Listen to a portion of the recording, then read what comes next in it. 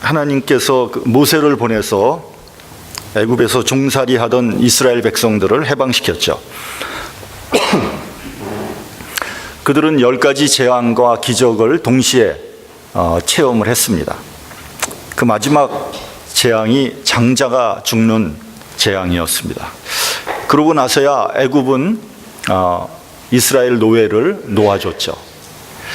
놓아주지 않을 재간이 없었을 겁니다. 왜냐하면 그 다음에는 전부 다 죽을 그런 처지에 빠졌기 때문입니다. 수백만의 노예를 보내준다는 것은 국가 경제의 근간이 무너진다는 것을 의미하는 것이죠.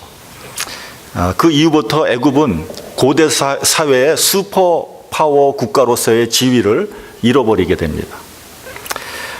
유대인들은 홍해를 건너서 드디어 가나안 땅을 바라보게 되었죠. 그러면 당연히 하나님께 감사와 찬송을 올려드려야 마땅한 거죠. 도중에 조금 어려움과 고난이 있었다고 해도 불평할 수는 없습니다. 그래야지 온전한 인간이라고 말할 수 있을 겁니다. 그런데 어떻습니까? 감사와 찬양이 아니라 불평과 원망을 쏟아냈죠. 우리가 광야에서 굶어 죽으려고 나왔느냐? 차라리 애굽으로 돌아가자. 이것은 배은 망덕이죠. 그들의 불평과 원망은 하나님을 경록해 하였습니다. 그래서 가나안으로 가던 길을 되돌려서 40년간 광야 생활을 하게 됐고요. 광야 1세대는 여호수아와 갈렙을 제외하고는 아무도 가나안 땅에 들어가지 못했습니다.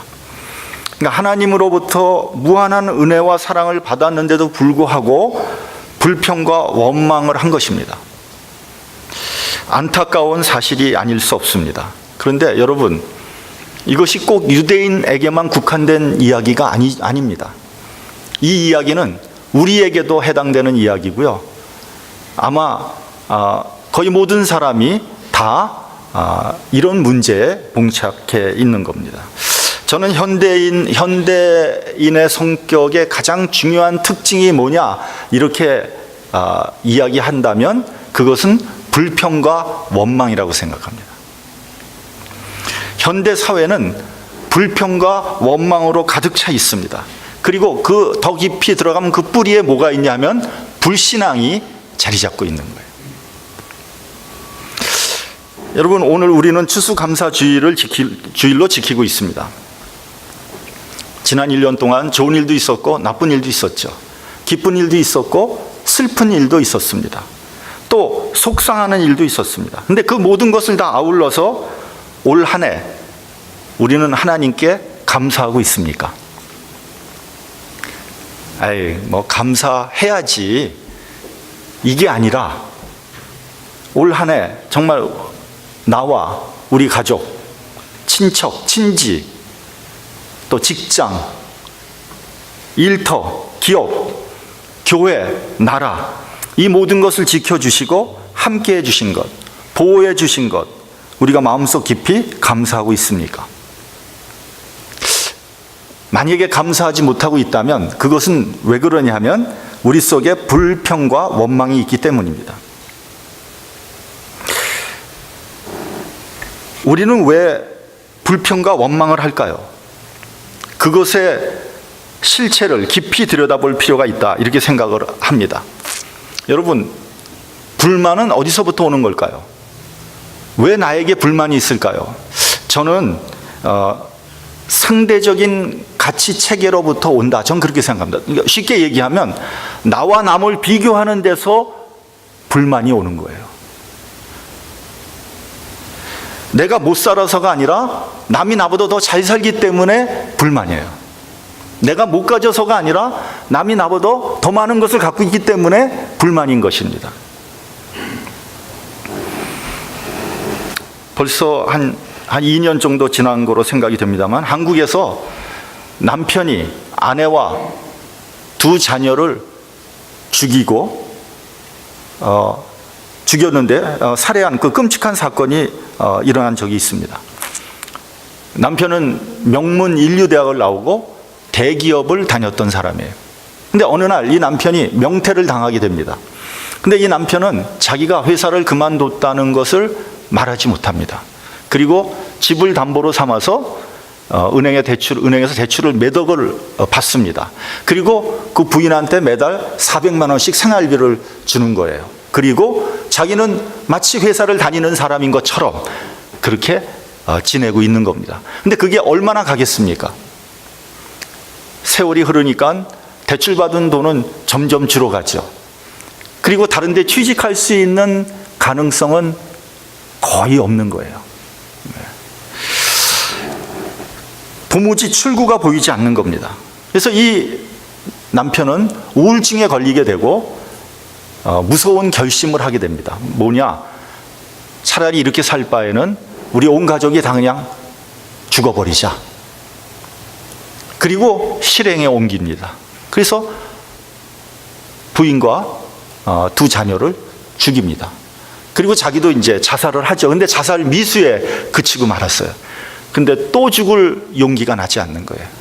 도망 다니다가 붙잡히고 말았습니다. 근데 놀라운 것은 뭐냐면요, 붙잡고 난 다음에 보니까 이 사람의 순자산이 7억이나 남아 있었다는 거예요.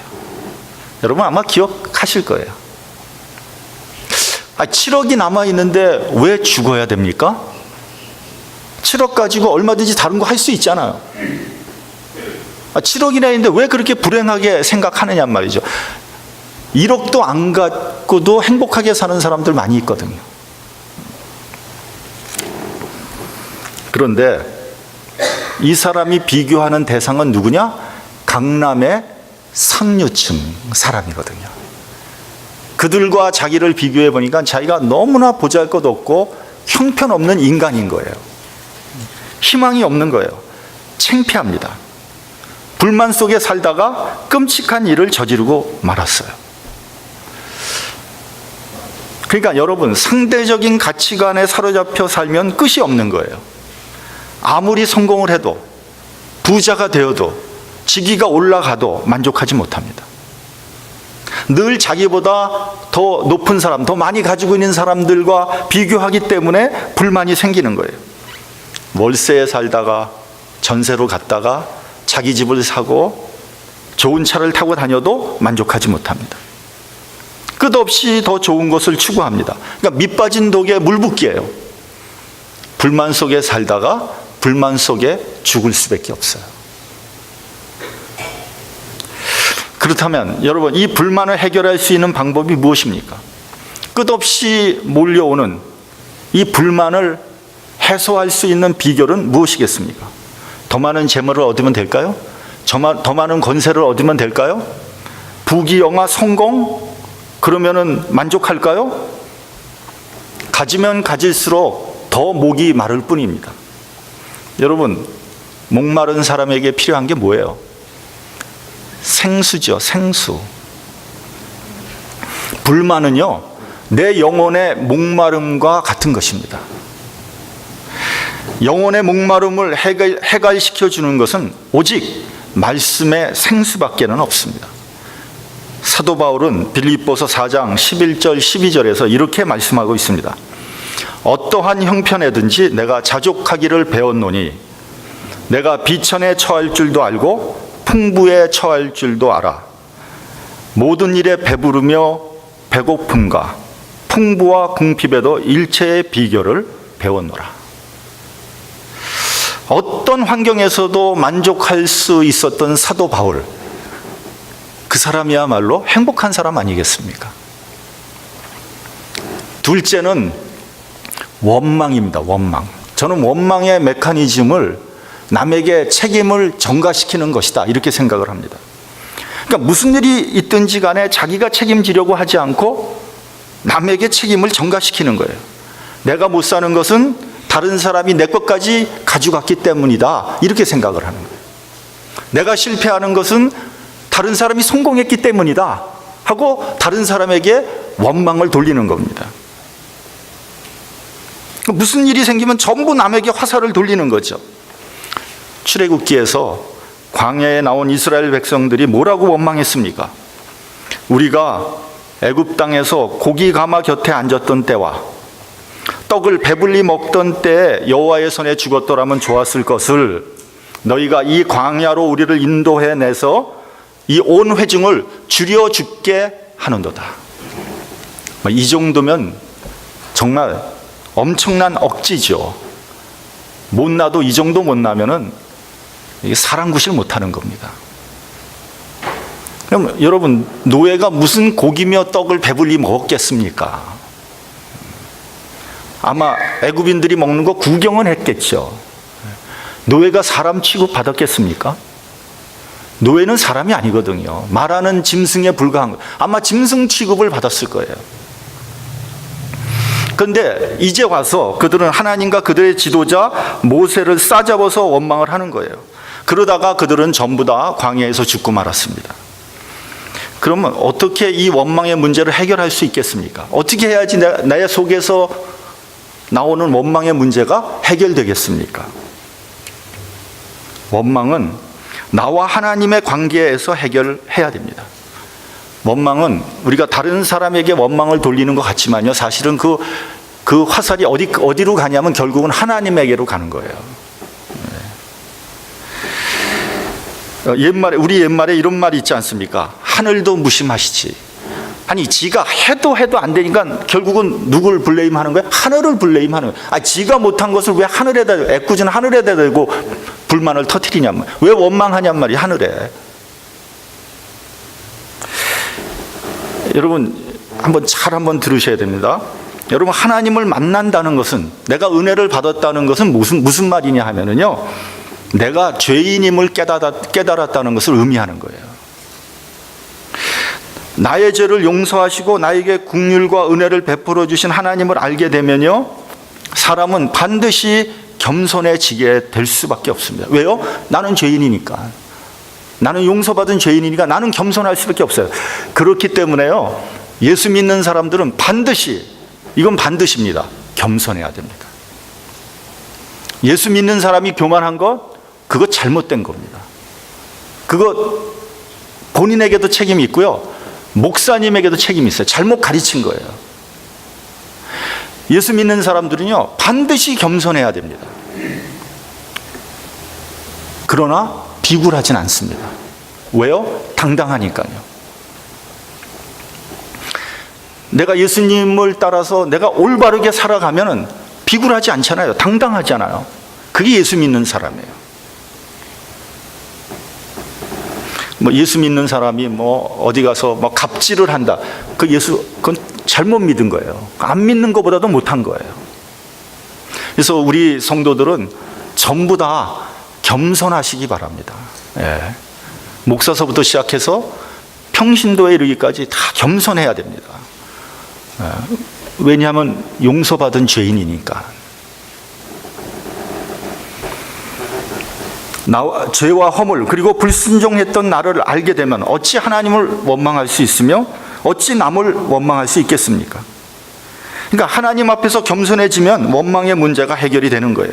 두 번째는 미래에 대한 소망이 있다면 원망하지 않습니다. 우리가 지금은 조금 어려워도 밝은 내일이 있다는 것을 믿는다면 원망하지 않습니다. 원망은 사람을 넘어지게 하지만 소망은 다시 일어나게 합니다. 그렇기 때문에 원망과 불만의 문제를 해결하지 않고는요, 어떤 환경에서도 감사할 수 없고요, 평안할 수 없습니다. 불만과 원망은 나만 파괴하는 것이 아니라 공동체 전체를 파국으로 몰고 가는 것입니다. 자, 그렇다면 여러분, 우리가 어떻게 해야지 감사할 수 있겠습니까?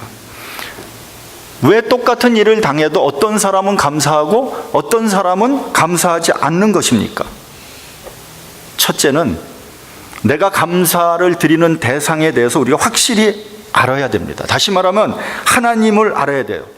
하나님을 확실히 아는 사람만이 궁극적으로 감사할 수 있는 겁니다. 예를 들면 이제 농사를 짓습니다. 어떤 사람이 열심히 일해요. 씨 뿌리고 김매 주고 거름 주고 정말 땀을 흘려서 1년 내내 열심히 일을 했어요. 근데 하나님께서 비를 내려주시지 않는다면 그 한 해 농사 망치고 마는 거예요. 그렇기 때문에 농사를 짓는 사람들은 알고 있습니다. 내가 노력한다고만 일이 이루어지지 않는다는 사실을 말이죠. 하나님께서 도와주셔야 돼요. 마찬가지로 모든 일이 인간의 노력만 가지고 되는 일이 아닙니다. 하나님의 도움이 없이는 안 됩니다. 그러므로 우리는 이같이 도움이 어디서부터 오는지를 알아야 돼요. 그것을 아는 사람들이 진짜 신앙인이고 하나님께 감사할 수 있는 겁니다. 둘째는 깨달음이 있어야 감사할 수 있어요. 자, 많은 것을 소유하고 많은 혜택을 받은 사람도 깨달음이 없으면 감사할 수 없어요. 어떤 사람은요, 많은 것을 소유하고 있어도 감사하지 않는 사람이 있어요. 반대로 어떤 사람은 별로 가지고 있는 것이 없는데도 항상 감사하며 사는 사람이 있습니다. 무슨 차이가 있는 겁니까? 이건 자기 처지를 지금 어떻게 생각하고 있으며 어떻게 깨닫느냐의 차이입니다. 예를 한번 들어보죠. 어떤 사람이 교통사고를 당했어요. 그래서 차는 완전히 찌그러졌어요. 막 허리가 아프고 온몸이 그냥 쑤십니다. 그러면 두 가지의 반응이 나타날 수 있어요. 첫째는 뭐냐면, 야, 오늘 재수 온 붙었다. 아니, 하필 왜 나에게 이런 사고가 오나? 너무 신경질 나고 화가 난다. 이런 반응이 있을 겁니다. 두 번째 반응은 뭐냐면, 오늘 큰 사고를 당했지만 그래도 이만하기 너무 다행이다. 하나님께서 보호하셨다. 참 감사하다. 그리고 주일날 교회 가서 감사헌금을 합니다. 누가 행복한 사람이에요? 누가 깨달음이 있는 사람입니까? 이제 우리가 토요일 날이면은 이제 새벽기도 끝나면 운동을 하지 않습니까? 그래서 이제 걷는데 이제 권사님이 그러더라고요. 자기 고향이 강원도 강릉이에요. 근데 젊었을 때 강릉에 살 때 강릉이라는 데가 너무너무 답답했다는 거예요. 왜냐하면 첩첩산중이잖아요. 그냥 뭐 시내도 꼴 보기 싫고, 그러니까 도시만 가고 싶은 거죠. 근데 이제 은퇴해서 강릉에 가보니까 강릉이 너무 좋더라는 거예요. 보면 볼수록 절경이고 정말 가슴이 평안해지고 거기서 살고 싶더라는 거예요. 무슨 차이가 있는 겁니까, 여러분? 똑같은 강릉 아니에요. 근데 왜 전에는 그렇게 답답하고 거기만 있으면 막 신경질 나는데 요즘엔 가면은 거기서 너무 좋고 평안한 겁니까? 깨달음의 차이예요. 깨달음이 있어야지 행복하고 감사할 수 있습니다. 여러분, 불행과 행복은 결국은 뭔지 아세요? 종이장 한 장 차이예요. 불만과 감사도 마찬가지입니다. 셋째로, 주는 사람이 감사한 거예요. 항상 받기만 하는 사람이 있어요. 받는 것도 좋아요. 그렇지만 주는 것이 훨씬 낫습니다. 사도행전에 보면 주는 것이 받는 것보다 복되다고 했어요. 여러분, 받는 사람들은요, 좋기는 하지만 불만과 원망이 있을 수 있어요. 아니, 왜 이거밖에 안 주지? 전에는 많이 줬는데? 정말 이게 이거 먹으라고 준 거야? 이게 치사하게? 왜 사람 차별하지? 이런 불만이 생기게 되는 거예요. 그러나 주는 사람은요, 언제나 기쁨과 감사로 주는 겁니다. 그렇기 때문에 여러분, 받는 자보다 주는 자가 되십시오. 위로받는 자보다 위로하는 사람이 되십시오. 그런 사람들이 풍부하고 감사한 거예요. 사랑받기보다 사랑을 주십시오. 여러분, 부모가 자식에게 받는 거 좋죠. 근데 부모가 줄 수 있으면 더 좋습니다. 꼭 물질을 말하는 건 아닙니다. 물질 없으면 못 주는 거죠. 관심을 주고요, 위로를 주고, 용기를 주십시오. 사랑을 주십시오. 힘이 있을 때 손자 손녀도 봐주세요. 어떤 분이 그러더라고요. 어떤 사람이, 어떤 분이 아니죠. 어떤 사람이 그러더라고요. 자기 친구들이, 그러니까 젊은 사람인데 친구들이 그 부모님이 아기를 안 봐준대요. 너무 힘들다는 거예요. 아기 보기 굉장히 힘듭니다. 근데 봐주십시오. 그러면 너무 풍성해집니다. 그렇게 사랑을 주면 부모 자식 관계도 더 좋아질 겁니다. 우리 본문 3절을 같이 봉독하겠습니다. 본문 3절. 자, 시작. 너희의 믿음의 역사와 사랑의 수고와 우리 주 예수 그리스도에 대한 소망의 인내를 우리 하나님 아버지 앞에서 쉬지 않고 기억함이니.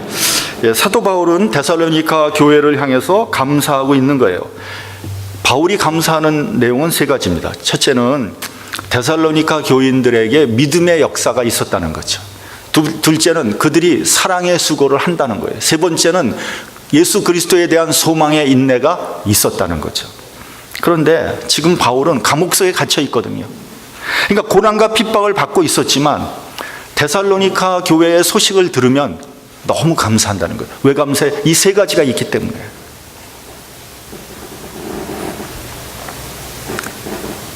우리도 이런 신령한 은혜에 대해서 감사할 줄을 알아야 됩니다. 그저 돈이 캐시가 생겨야지만 감사한 게 아니고요.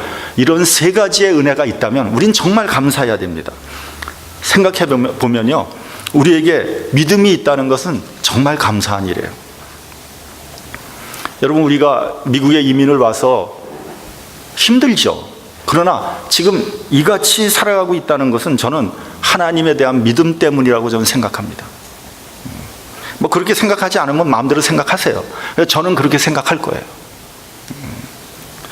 여러분, 이민의 삶이 얼마나 힘듭니까? 어려운 일이 많고 남모르는 고민이 있잖아요.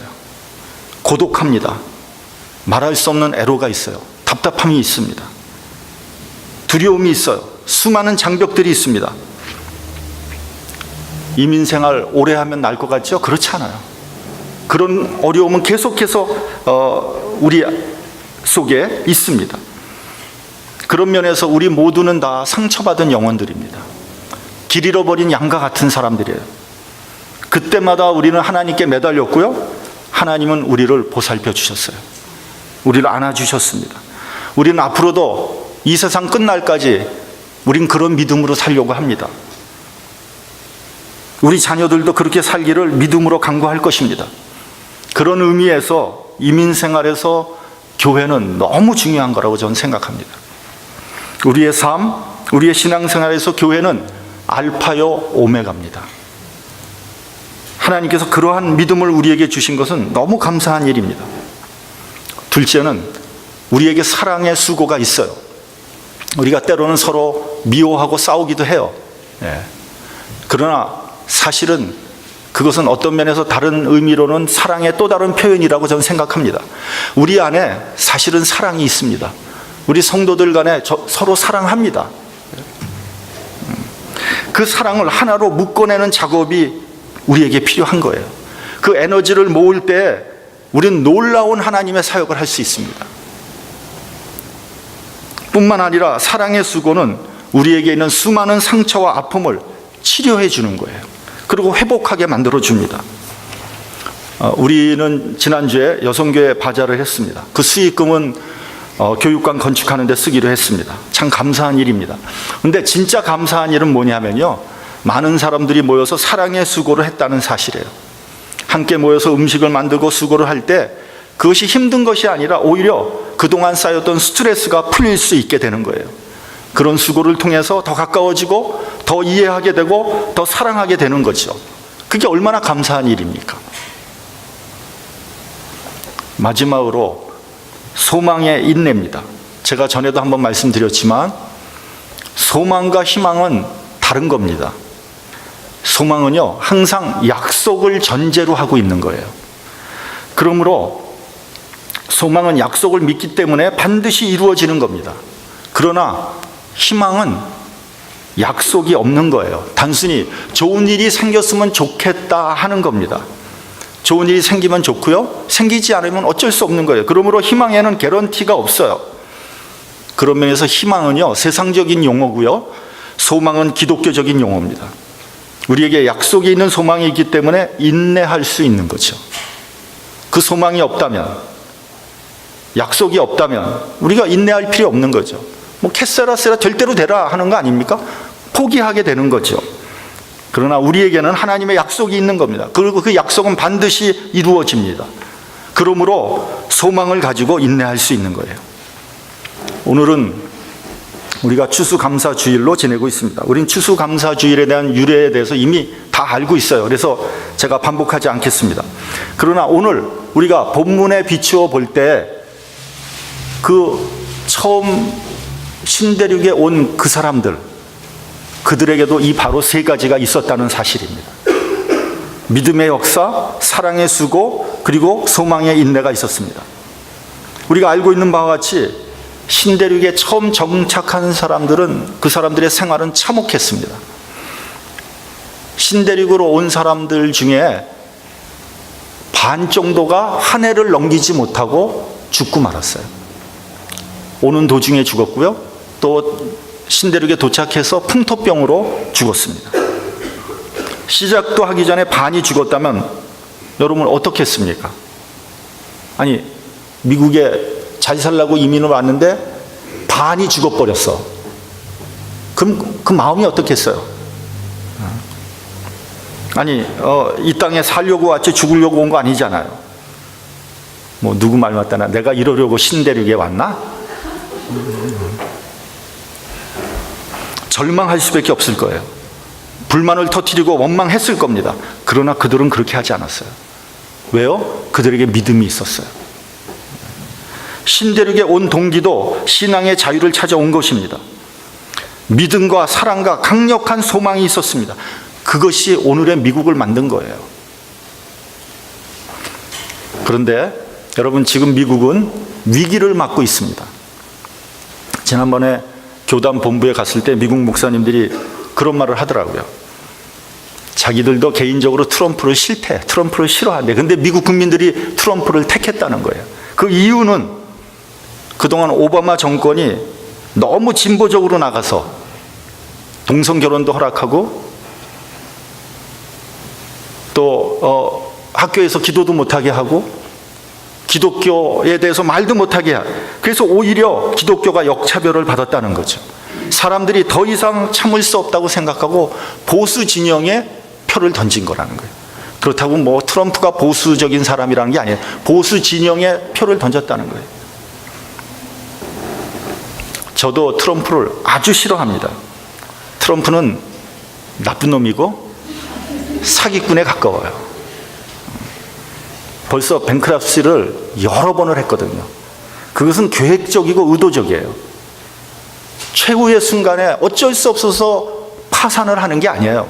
남의 돈 띄어먹기 위해서 한 거거든요. 그래서 그가 쌓아올린 부는 교활하고도 사악합니다.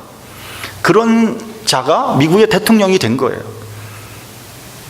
벌써 그 조각하는 걸 보니까 백인 위주의 정책을 펼 가능성이 아주 농후합니다, 지금. 그래서 우리 이민자들은 불안합니다. 불이익이 오지 않을까 두려움에 떨고 있어요.